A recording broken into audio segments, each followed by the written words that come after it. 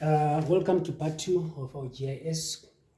Welcome to part 2 of our GIS. Remember, in part 1, I looked at the definition of GIS, where I said GIS is a computer system that is used to record, to capture, to manage, to analyze, model, and display geographical data. That's how we defined it. And we moved on to look at the components of GIS, where we said we've got the hardware, we've got the software, the people that are involved, the data, and also the different methods that are used. So basically, we also looked at the definition and also the components of GIS. We looked at the different data sources, where we looked at topographical maps, we looked at aerial photographs, satellite images, administrative records, among other sources. Then we also looked at the functions, where we said that it's used for capturing, management, manipulation, and so on and so on. And also the people that are involved, which are GIS technicians, such as data capturers, the processors, and also data managers, and different other users in as far as GIS is concerned. So this is some of the things that we look at in the first video. So now we are looking at the GIS concept. You'll be assessed on this concept. It is very important that you understand some of this concept, because you'll be assessed on this concept. So it is very important that you actually know what this concept are all about. So the first one is spatial data.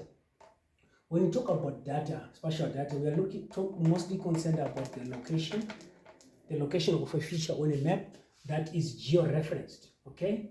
That is geo, I'll just write it in short, okay? That is geo-referenced, okay? It is geo-referenced, which means it's shown in terms of its coordinates. It's shown in terms of its coordinates using latitude and longitude. So that's what spatial data is. We're talking about location of features on a map that is geo-referenced in terms of its coordinates. That's what spatial data is all about. But this spatial data now, it also includes what you call vector data. When we talk about vector data now, we are talking about the information that is shown on a topographical map in terms of line, point, and area symbols. So this is how vector data is involved. It's also part of spatial data. When you talk about line, think about the rivers that you have on a map. Think about the roads that you have on a map. Those are examples of line symbols. That is also known as vector data. When you talk about point, think about the spot height that you have. Obviously, spot height, then it can show you the height like this. Okay, that's an example of spot height. And also the different buildings, the examples of point symbols. When you talk about the area symbols, think about your dam, think about your orchards, think about your vineyards, think about your cultivated land. So these are different examples of vector data that falls under what you call spatial data. So spatial data shows location of features of area on a map that is geo-referenced in terms of its coordinates. Then vector data also falls under what you call spatial data, where features are shown as line, point, and area symbols. Remember, the features on a map are shown as natural and man-made, but among those natural and man-made, they are further represented as line, point, and area symbols. This is what forms part of what we call vector data that is usually shown on a topographical map. So whenever you whenever you hear about vector data, think of topographical map, features shown as line, point, and area symbols. But when you talk now of non-spatial, we are now talking about what we call attribute data. What does it mean? Attribute data is descriptive in nature. Like, for example, it is used to further or to aid to give more information about the spatial data. Like, we can talk about the spatial data in terms of a line, which is a river. The moment we are mentioning the river name, which means it becomes more descriptive of a line symbol that is shown as vector data on a map. That's how it becomes attribute. It's more descriptive in nature. It gives more explanation or more information in as far as the spatial data is concerned, which is going to be part of our vector data. So attribute data, what it does, like the name of a river, maybe name of the cultivated land, or whatever is shown as a spatial data. So it gives that additional more information to our spatial data. So an example of non-spatial data is our attribute data. So we have said that spatial data is location shows location in terms of its feature. That is georeference, which means it's shown in terms of latitude and longitude. That's what we mean by georeference in terms of its coordinates. Then under spatial data, we have got vector data, which is shown on a topographical map, is shown as line, point, and area symbols, of course. Then we also have what we call non-spatial data. Obviously, it covers what we call attribute data, which is more descriptive in nature. It gives more additional information in description of our spatial data. Of course, that's what we have said there. Then we move on to the next aspect, that is our primary data. When you talk about the primary data, this is information that has been collected for the first time. Like you are going into to do a field work, into the field work or into the field to collect information about your research. You are collecting information for the first time. So that's primary data. It's the first information that is collected, obtained for the first time. Information collected for the first time. That is your primary data. Then second-hand information. This is information that has already been collected. Like for example, let's say information from articles that has been published. That's secondary data. So you should know the difference between primary and secondary data. Primary, you are collecting it for the first time, and secondary, it has already been collected. But you are also making use of it when you're doing your research. You can actually make use of both primary and secondary. You can actually try to use both information, that is your primary and secondary data. So this one, you are collecting it for the first time. You are collecting it for the first time. This one is second-hand. Okay? Second-hand info. This one has already been collected. That's why we call it secondary information. Primary data, you're collecting it for the first time, but secondary data, it has already been collected. So you also make use of it when you are doing your research. So those are the difference between the two. When you talk about georeferenced, what is it that we are more concerned with? Georeferencing, we are talking about coordinates. In terms of what? Latitude and longitude. That's what we're talking about. We're talking about coordinates in terms of latitude and longitude. That's what we mean by georeferencing. Of course, we are using the location. Okay, this is the location. Location. It can be of features, coordinates in terms of latitude and longitude. That's what we mean by georeferencing. That's what we mean by that. So when you talk about remote sensing now, remote sensing, what it involves is we are capturing or collecting data on the Earth's surface without physical contact with the sensor or subject. We are collecting information, of course, from above the Earth's surface, but without direct contact, physical contact with the Earth's surface. That's what remote sensing is all about. We are collecting information, obviously, it's from an area point, from a satellite. Okay, it's an area photographs, how we do it, satellite imaging. There is no physical contact with the Earth's surface. That's what remote sensing is all about, which means there is no contact with where we are collecting the information. That's what remote sensing is all about. We are collecting information from here. This is where we are collecting information, but there is no direct contact with the Earth's surface. That's what remote sensing is all about. Of course, there is no physical contact between the sensors and the subject. That's basically what we are talking about. That's what remote sensing is all about. There is no physical contact between the sensors and the subject. Okay, when you talk about GPS, this is your global positioning system, global position system. This is your global position system. Global position system, what is it all about? It allows people to locate their location by satellite. Allows people to locate their position by satellite. Okay, obviously, sometimes when you are driving, you want to go some place, of course, someone can say, okay, can you send me the GPS of where you are so that you are able to drive to that place where that person is. Of course, that's what basically we're talking about. So this is it allows people to locate their positions by satellite. So that's part of your global position system. That is your GPS. When you talk about raster data now, when you talk about raster data, we're talking about information that we have on an orthophoto map, and this map is this raster data is stored in grid cells, right, or in pixels. That's how it is represented. So whenever we mention raster data, is orthophoto map, which is an image, which is a photograph. Remember from our definition, we said an orthophoto map is a combination of an aerial photograph, especially vertical aerial photograph, and a topographical map. So orthophoto map is an image. So its data is represented in grid cells or in pixels. Of course, it's an image. We talk, whenever we talk about raster data, we talk it in relation to the pixels and also in relation to the resolution, which means if we say it has got a higher resolution, which means it's clear, you can see it, it's more clear, it's more detailed and clear as well. So if we talk about a higher resolution, we are more concerned with about the clarity of an image. Is it clear? If it's a low resolution, it means it's blurry or it's not that clear. That's what it's all about. So raster data, orthophoto map data is represented on an orthophoto map. It's an image photograph in grid cells or pixels. That's what it's all about. So when it comes now to pixels, we are talking about the picture element. Here we are talking about the picture element. Picture element. That's what we are talking about. Resolution, we are talking about the clarity. Is it clear? Clarity, is it clear? We are talking about high versus low resolution. If it's high resolution, it means it's clear. If it's low, it means it's not clear. Okay, it's sort of blurry. That's what it's all about. Then from there, I'm going to look at what we call data acquisition. Data acquisition. Data acquisition, okay? Data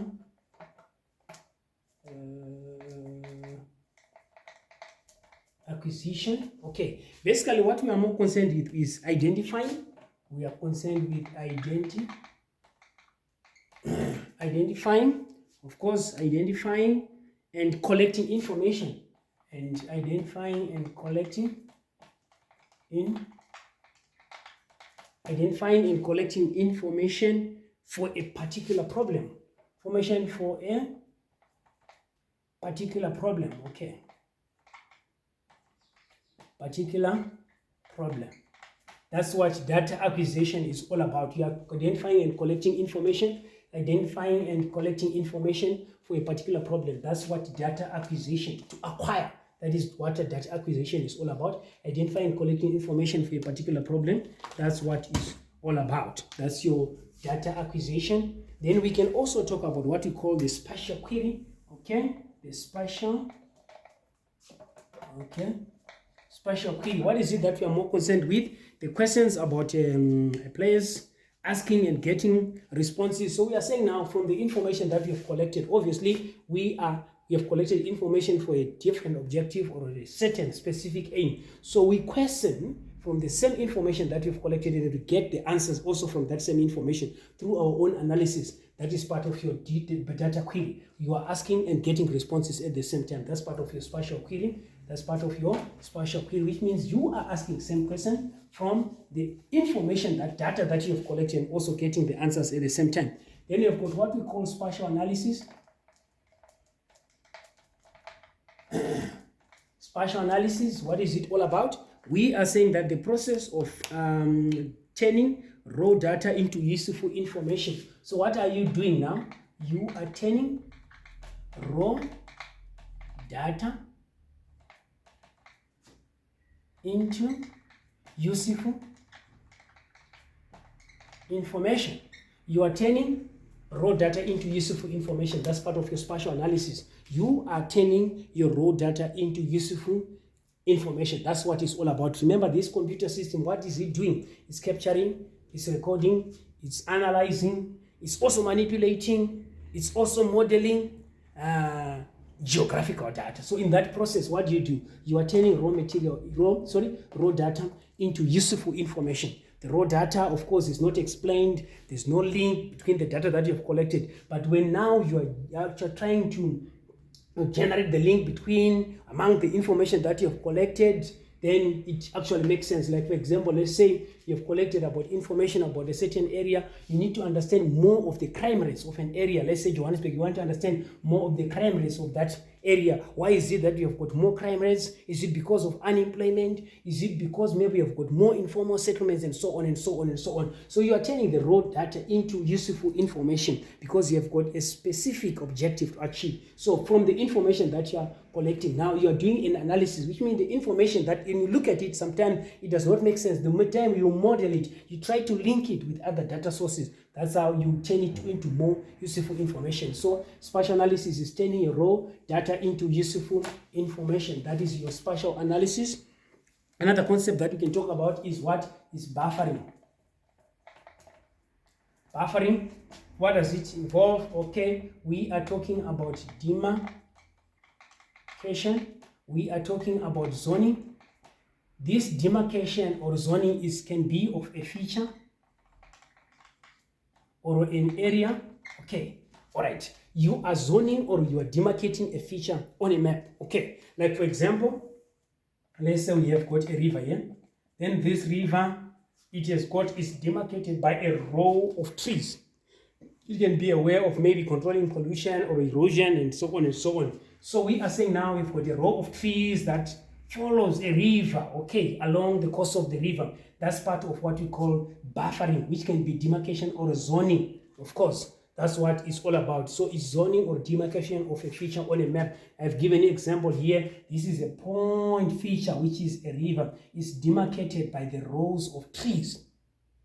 That's basically what it's all about. So buffering, you are demarcating, you are zoning around a feature or around an area. That's part of your buffering. That's what buffering is about. It's zoning or trying to demarcate around an area or a feature on a map. That's what buffering is all about. So that's another concept that is quite familiar with our examiners. Then we have got what we call data manipulation.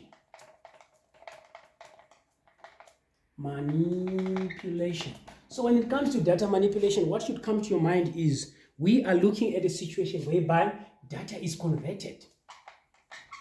What else is happening is rearranged. What happens as well, it's analyzed. Okay. So through the process of conversion, through this process of rearrangement and analyzing, the data is changed or is transformed or is it converted into another form, which brings a different meaning. So data manipulation, it has something to do with the conversion, the rearrangement, the manipulation, or the analysis of data that has been collected, which means it changed in terms of its meaning. It's manipulated, it's changed. Why? Through conversion, rearrangement, and also analysis. That's what data manipulation is all about. Changes to the data during analysis. This is just changes to the data during analysis. That's what we refer to as data manipulation. Then we have got what we call data integration. Okay, when you talk about data integration, we are talking about to integrate is to combine.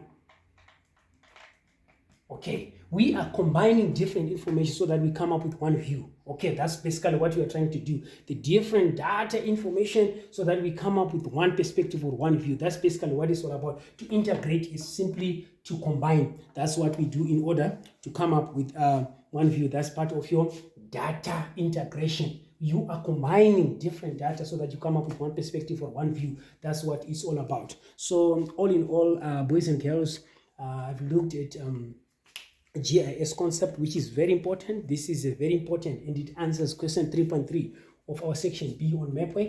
So what is it that I've looked at? The first thing that I looked at was I defined spatial data, and I also looked at it in terms of it denoting the location of features on a map, which is geo-referenced, which is also shown in terms of latitude and longitude. That's what we mean when we talk about geo-referenced. And also spatial data, we should have an appreciation that it involves vector data, which is the features that are shown in terms of as lines, as point, and area symbols of what we call polygons. That's what spatial data is all about.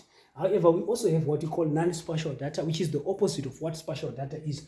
And non-spatial data, we are talking about attribute data, which is more descriptive in nature, which means it gives additional information that is linked to the spatial data. Like, for example, we can talk about the river, but the moment the name of the river is now coming into play, it means now we are giving more descriptive information as far as spatial data is concerned. Like the name of the river, we can talk about Orange River. That's part of non-spatial. It describes, it gives more information in as far as your spatial data is concerned. So if for spatial data, vector data falls under spatial data, vector data on a topographical map, line, point, symbols, we have talked about that. Then from there, we also looked at remote sensing. We defined what remote sensing is. Obviously, you're collecting your information from an aerial point, but there's no physical contact with the earth's surface. That's part of your remote sensing. We also talked about the global positioning system, which allow people to locate their positions by satellites. We also talked about the vector data, where we said that the features on a map, they are shown as line point and area symbols. I'm not going to get much into that. We can also include the nodes and also the vertices under our vector data is also included, but the most common one are the points, lines, and area symbols. And we also talked about the raster data, which we said mostly is on an orthophoto map, which is shot in grid cells or what we call the pixels. When we talk about the orthophoto map in relation to our raster data, we are more concerned with the resolution. It means that if a picture has got a higher resolution, it means that it's more clear. If it has got a lower resolution, it's kind of blurry, it's not that clear. So we can be given a comparison of two images where you're supposed to comment whether which one has got higher resolution, which one has got a lower resolution. We talked also about the pixels, which is more like a picture element, resolution, the detailedness of an image. We also talked about what we call data acquisition, which is mostly identifying and collecting information for a particular problem. That is part of your data acquisition. We also looked at what is called the spatial query. Obviously, when you collect information, you have got questions that you ask from the information that you've collected. And from the question that you ask, you also get answers. That's part of your spatial query, which is questioning about the place, asking and getting responses as well. Then spatial analysis, where we said that's the process of turning or transforming your raw data into useful information. That is your spatial analysis.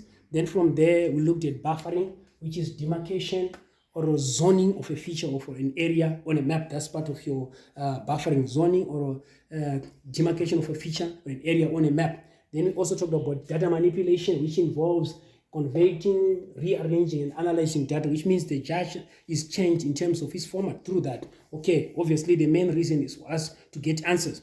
Then we also talked about data integration, which simply is combining information, obviously, to have a different perspective or a different view. That's what data integration is all about. I think for this and more, thank you so much. Ta-da!